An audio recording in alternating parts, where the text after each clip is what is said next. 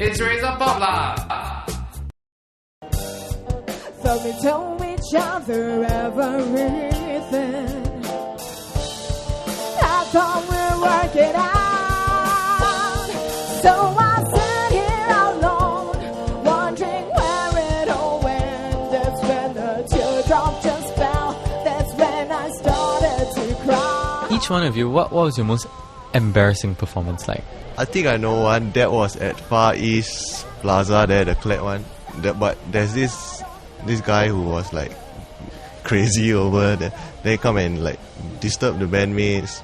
But after that, it was okay lah. So not really bad, but it was quite embarrassing though. How about for you? For me, actually, there were no really embarrassing moments, at least for the crowd. But within the band, there was some gigs where I made mistakes, major mistakes. Okay. But the band realized it, but the crowd didn't. So, well, it was embarrassing inside the band for me. Embarrassing times were, I would say, before I actually started really taking drumming lessons. When, because for a period of time I wasn't like I was just self-taught.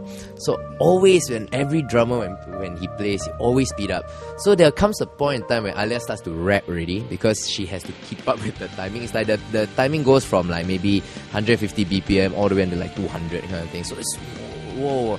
And I didn't know, until when I was watching all my old kids, I was like, oh man, you suck. So I would say it's a series of embarrassing moments, but thankfully now it's much better, learning to relax and all that. Yeah, so that would be mine.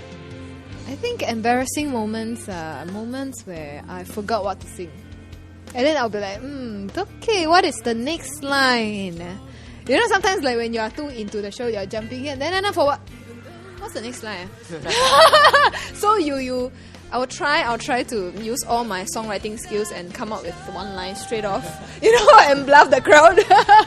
But always the band will look at me like, hey, we know, kind of thing. Yeah. Okay, for me, I guess it was at the Cinera Leisure, right? It was our most recent gig, actually, right? I actually went up on stage, right? And I wanted to set up my effects, right? And I didn't realize that my shirt was kind of short. So I bent down over, right? And then I realized I was actually exposing myself to the crowd. So I quickly, I unplugged the thing, right? And I turn around, pretend nothing happened, I guess. That would be the most embarrassing moment in my life. And when it comes to memorable performances, everyone agrees that it has to be that day when they shared the stage with international act Hoobastank. Well, I think it was the Hoobastank show. The Hoobastank one was one of our best experiences. Definitely when opening for Hoobastank, it's great sound, great equipment, great crowd, great place, and yeah, a great band to be, hanging around with, yeah. Same, Hoobastank. Yeah, Hoobastank, man. The crowd. Oh yes, because he signed my snare, so that's why. Okay, so talking about Hoobastank, how did it all start? Like you guys opening for Hoobastank, like who approached you and that kind of thing, like. Okay, actually, for the Hoobastank show was quite. It was more for like we just sent in an email, saying that we know Hoobastank is coming. We want to open for them. So do you think you might want to consider us? So the organizers called us and said, oh okay, you guys want to open for Hoobastank? Okay, let me check out your MySpace. Let me check out your website.